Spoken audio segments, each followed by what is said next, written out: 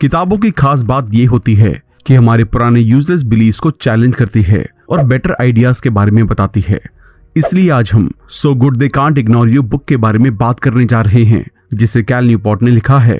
क्या आपके साथ भी ऐसा होता है? कई बार दिल से आवाज आती है कि मैं अपने पैशन को फॉलो करूं, अपनी ट्रू कॉलिंग को आइडेंटिफाई करूं।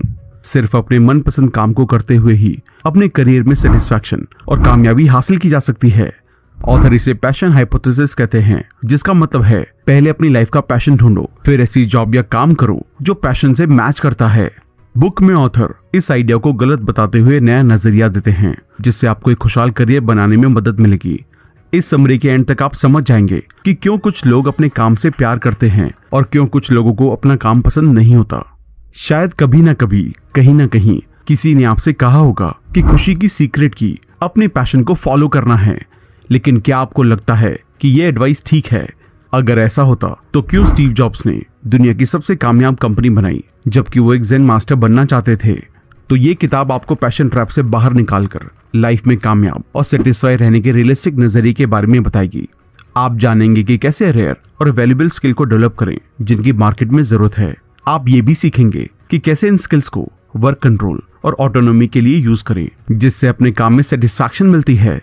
आप डिस्कवर करेंगे कि अपने मिशन को कैसे ढूंढें, कैसे उस इंस्पायरिंग गोल को ढूंढें जिससे प्रोफेशनली ग्रो किया जा सकता है। किताब को अच्छे से समझने के लिए हम इस किताब को 5 चैप्टर में डिस्कस करने जा रहे हैं। तो चलिए फिर शुरू करते हैं।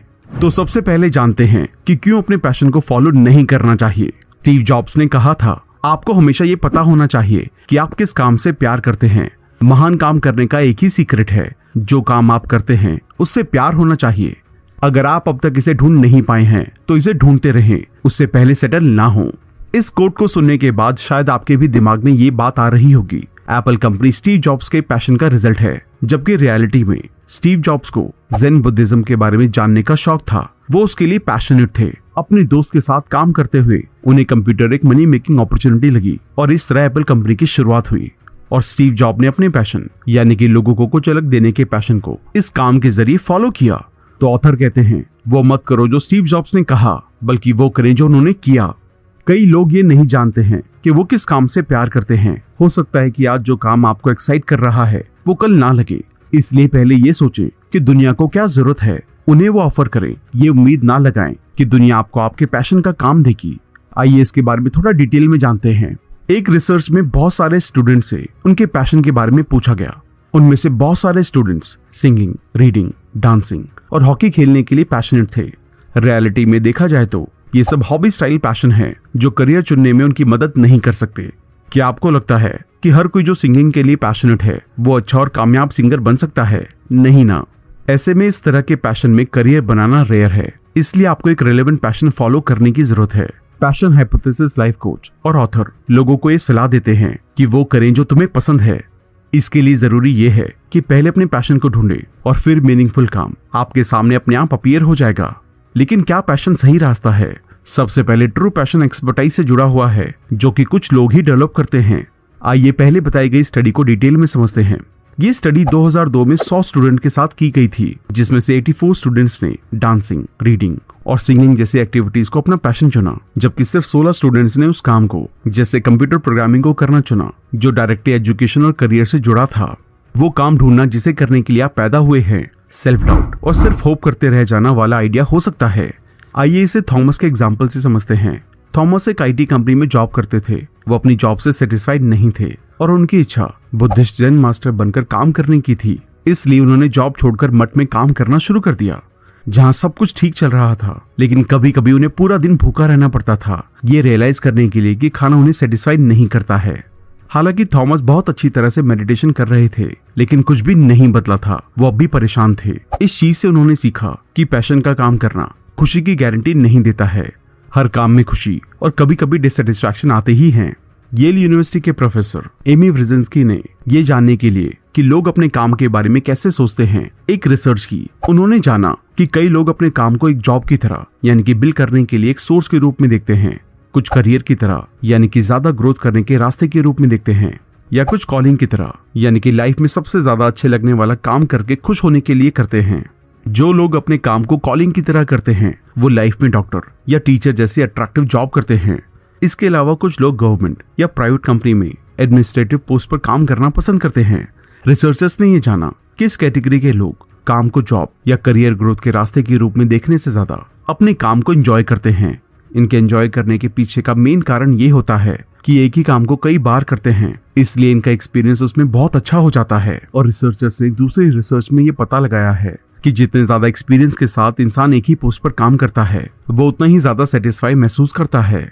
ऐसे लोग टाइम के साथ अपने काम में अच्छा परफॉर्म करने के लिए जरूरी स्किल्स सीख लेते हैं, जिससे अपने काम में अच्छे रिजल्ट हासिल करने लगते हैं और कोवर्कर्स के साथ अच्छे रिलेशंस बना पाते हैं। और इस लेवल पर आने के बाद ये काम उनका पैशन बन जाता है। सेल्फ डिटर्मिनेशन थ्योरी के अकॉर्डिंग अपने काम में अच्छा महसूस करने के लिए ये 3 चीजें जरूरी हैं। ऑटोनॉमी, कि आपका अपने दिन पर कंट्रोल है और एक्शन लेना सबसे ज्यादा जरूरी है। कॉम्पिटेंस, ये महसूस करना कि आप जो काम कर रहे हैं आप उसमें अच्छे हैं। रिलेटेडनेस, ये महसूस करें कि आप दूसरों के साथ मिलकर काम कर रहे हैं और अपनी टीम के साथ मिलकर कस्टमर को अच्छी सर्विसेज दे रहे हैं। इस थ्योरी के अकॉर्डिंग आपको पैशन की जरूरत नहीं है। जब आप अपने काम में हार्डवर्क करेंगे तो मास्टरी अपने आप हासिल करने लगेंगे। जब आप अपने काम में अच्छा परफॉर्म करते हैं तो पैशनेट और मोटिवेटेड महसूस करने लगते हैं। आप जानते हैं कि इतने अच्छे कैसे बने कि कोई भी आपको इग्नोर ना कर सके।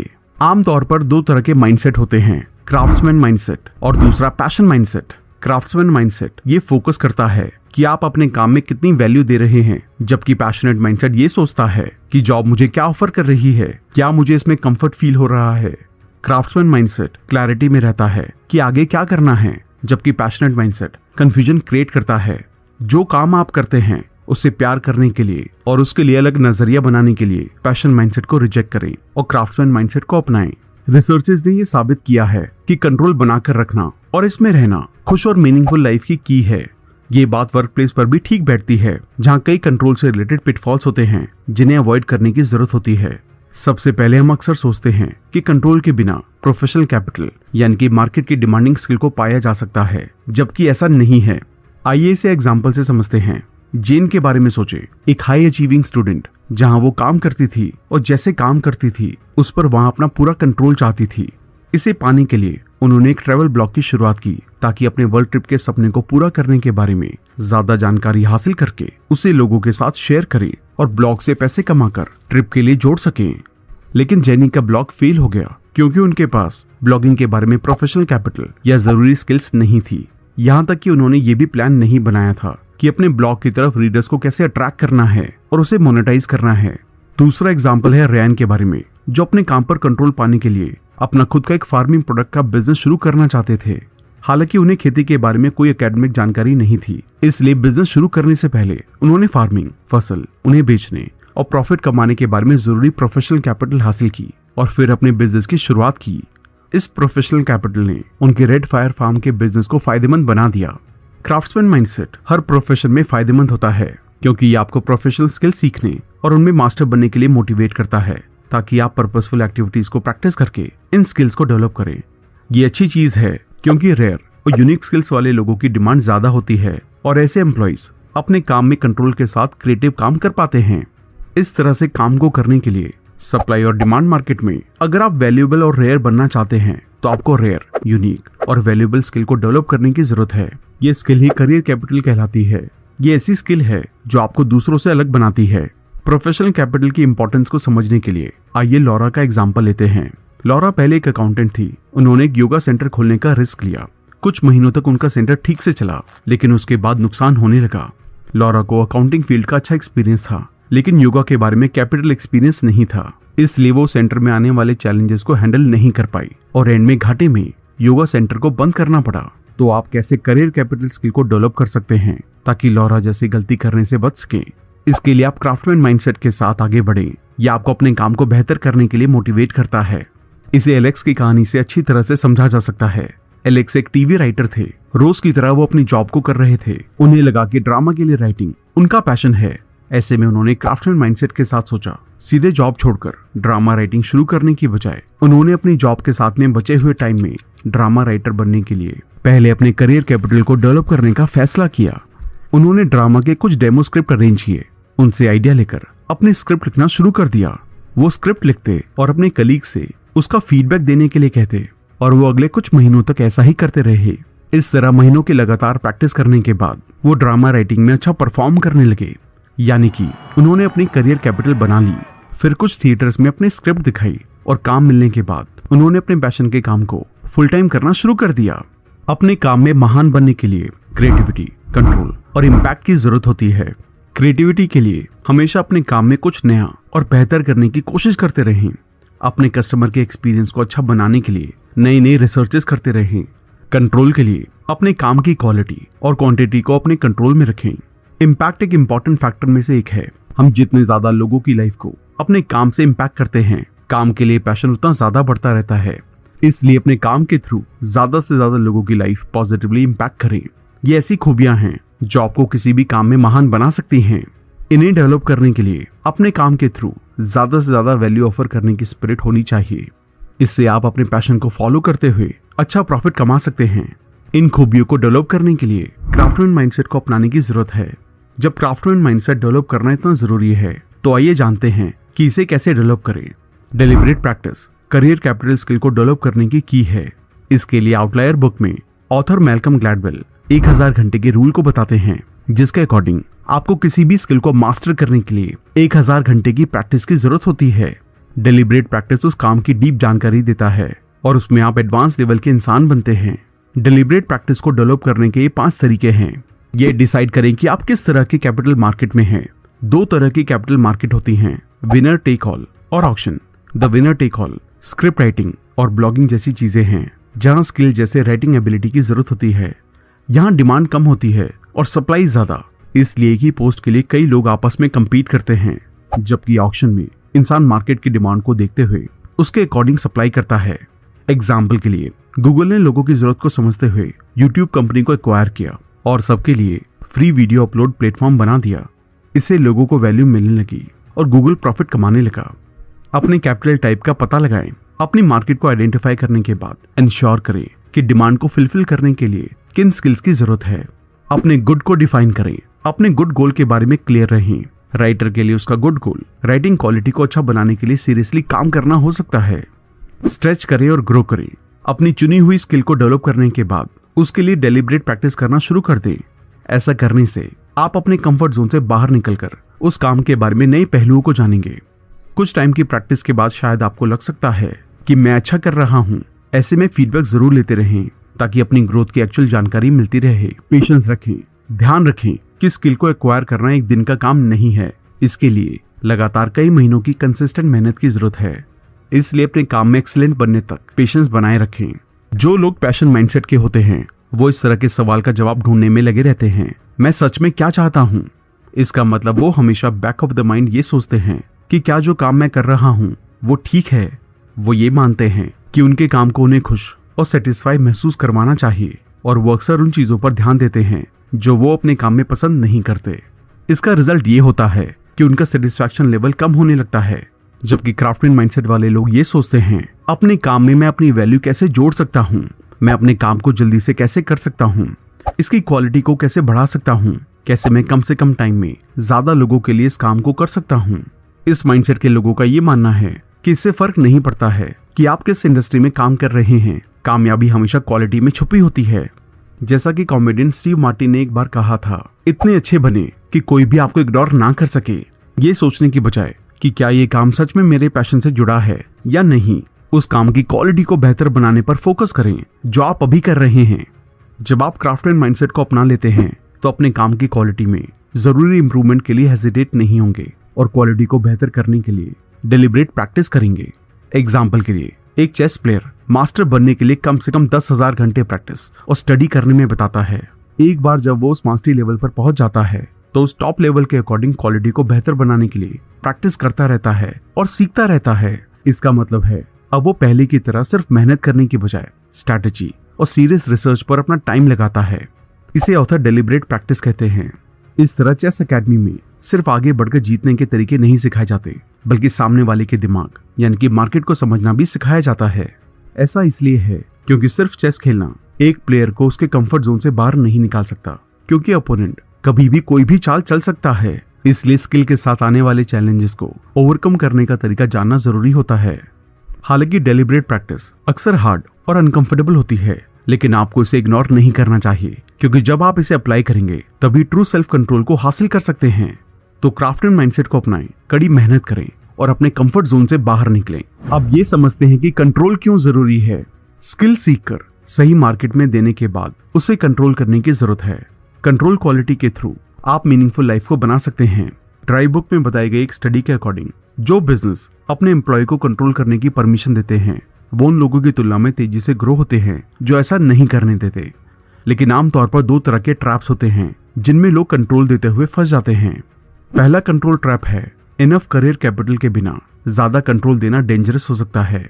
एग्जाम्पल के लिए आपने एक नया बिजनेस शुरू किया और उसका पूरा कंट्रोल आपके पास ही है, लेकिन लोगों को ऑफर करने के लिए कोई वैल्यू ही नहीं है। ऐसे में आप लोगों को ना तो कुछ वैल्यूएबल दे पाएंगे और ना ही रिटर्न में उससे फाइनेंशियल बेनिफिट बना पाएंगे और एंड में फेल हो जाएंगे। दूसरा कंट्रोल ट्रैप है जब दूसरों को जरूरत से ज्यादा कंट्रोल दे देते हैं। इसे अवॉइड करने के लिए सही टाइम पर एक्शन लेना जरूरी है और काम में अपना कंट्रोल बनाए रखना जरूरी है। अब ये समझते हैं कैसे छोटे गोल्स बनाए जाएं, लेकिन उसके लिए बड़े एक्शंस लें और मिशन के इंपॉर्टेंस को समझें। ये रूल इतना जरूरी है कि आप इसे इग्नोर नहीं कर सकते। ये मिशन के बारे में है। मिशन एक ऐसा फैक्टर है जो हमें अपने गोल के लिए मोटिवेट करता है और कमिटेड बना देता है, अपना बेस्ट देने के लिए इंस्पायर करता है। अच्छा करियर बनाने के लिए मिशन एक जरूरी फैक्टर है।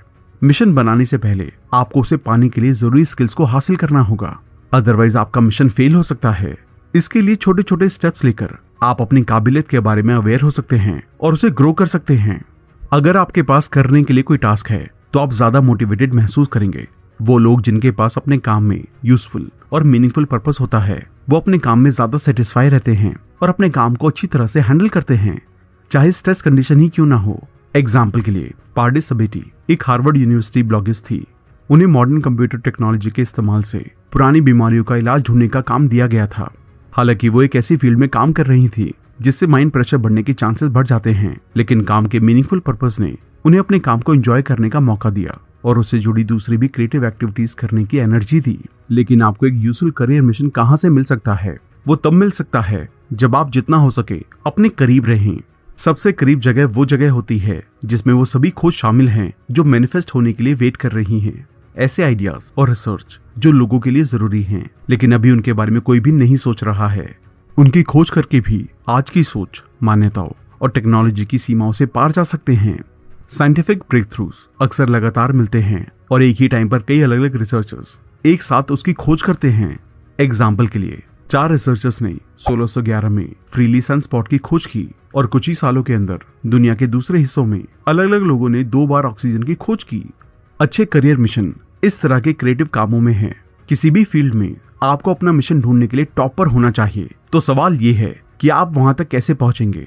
स्किल डेवलप करने के लिए कुछ इंपॉर्टेंट फील्ड को चुनकर और फिर उन स्किल को प्रैक्टिस करने के लिए क्राफ्टमैन माइंडसेट को अपनाकर। अगर आपके इंटरेस्ट बिखरे हुए हैं तो आप सिर्फ ऊपरी रूप से सफलता को पाएंगे, टॉपर नहीं पहुंचेंगे। टॉपर पहुंचने के लिए गहरी जानकारी और प्रैक्टिस की जरूरत होती है, लेकिन ध्यान रखें कि मिशन कभी कभी ही एक अच्छा स्टार्टिंग पॉइंट होता है। किसी खोज को करने के बारे में ज्यादा चिंता ना करें, ये आमतौर पर रेयर और वैल्यूएबल स्किल को डेवलप करने से हो जाती है। इसलिए अपनी लाइफ में मिशन या पैशन और गोल को ढूंढने के लिए उससे जुड़ी स्किल को डेवलप करने के माइंडसेट को अपनाएं ताकि पैशन को फॉलो करके काबिल बन सकें। अब जानते हैं कि कामयाबी के लिए सबसे जरूरी अपने काम में सबसे अच्छा और भीड़ से अलग बनना है।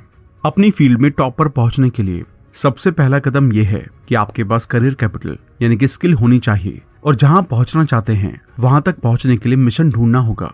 लेकिन जब आप मिशन को ढूंढ लेते हैं तो ये सवाल दिमाग में जरूर आता होगा कि अपना मिशन पूरा कैसे करना है। आइए इसे समझते हैं। क्या आपने ये पुरानी कहावत सुनी है, the Rome empire was not built in a day, यानी कि रोम एम्पायर एक दिन में नहीं बना था। ऐसा ही करियर के साथ भी है। करियर मिशन को पूरा करने के लिए शुरुआत में ही बड़े कामों के साथ अपने मिशन को जल्दी से पूरा करने की बजाय छोटे छोटे प्रोजेक्ट्स के साथ आगे बढ़ें। ऐसे प्रोजेक्ट के साथ आगे बढ़ें जिन्हें एक बार में या कम से कम टाइम में पूरा किया जा सकता है। छोटे छोटे गोल्स बनाएं जिन पर कुछ दिनों या महीनों की मेहनत से मनचाहे रिजल्ट मिल जाएं, ताकि आपको अंदाजा मिल सके कि उस काम में आगे चलकर कैसे सफल हो सकते हैं। अपने लेवल को बढ़ाने के लिए छोटे लेकिन इफेक्टिव स्टेप्स को पूरा करने की कोशिश करें और अगर आप फेल हो जाते हैं तो उनसे सीखें और इम्प्रूव करते हुए आगे बढ़ें। एंड में मिशन को सफल बनाने के लिए फाइनल गोल पूरी तरह से क्लियर होना चाहिए। इसका मतलब है टीम के सभी लोगों को मिशन का फाइनल गोल पता होना चाहिए और उनमें गोल को पूरा करने की मजबूत इच्छा शक्ति होनी चाहिए। आइए जाइल्स के एग्जाम्पल से इसे समझते हैं। जाइल्स एक कंप्यूटर प्रोग्रामर थे जो एक open source artificial intelligence program बनाना चाहते थे ताकि लोग उस पर आसानी से कोडिंग लिखकर प्रैक्टिस कर सकें। ये प्रोजेक्ट वैल्यूएबल और अट्रैक्टिव था, इसलिए इसे बनाने के बाद उन्होंने लोगों को इसके बारे में ज्यादा से ज्यादा बताया। नए नए स्टेजेस पे जाकर वो इसके बारे में बात करते ताकि जो इसमें इंटरेस्ट रखने वाले लोग हैं उन्हें कोडिंग करने के लिए एक प्लेटफॉर्म मिल सके। इस तरह वो पहले काबिल बने और फिर उसके बारे में लोगों को बताया। ऐसा करने से इंटरेस्टेड लोगों ने प्लेटफॉर्म को इस्तेमाल करना शुरू कर दिया। तो अब आप जान चुके होंगे कि कैसे क्राफ्टमैन माइंडसेट को अपनाकर आप इतने अच्छे बन सकते हैं और कोई भी आपको इग्नोर नहीं कर सकता। काबिल बने, अपने मिशन को ढूंढे और उसे पाने के लिए जरूरी स्टेप्स का पालन करें और भीड़ से अलग पहचान बनाएं। तो दोस्तों, आपने ऐसा बनने का तरीका जाना जिससे कोई भी आपको इग्नोर नहीं कर सकता। आइए अब सीखे हुए लेसन्स को एक बार दोहरा लेते हैं। ऐसी जॉब ढूंढने की बजाय जो आपके पैशन से मैच करती हो, उस काम को प्यार करना सीखे जिसे आप करते हैं। ऐसा करना पहला स्टेप है। डेलिब्रेट प्रैक्टिस के जरिए प्रोफेशनल कैपिटल को डेवलप करें। इसके लिए क्राफ्टमैन माइंडसेट की जरूरत होती है और साथ में आगे बढ़ने के लिए जरूरी है एक मिशन।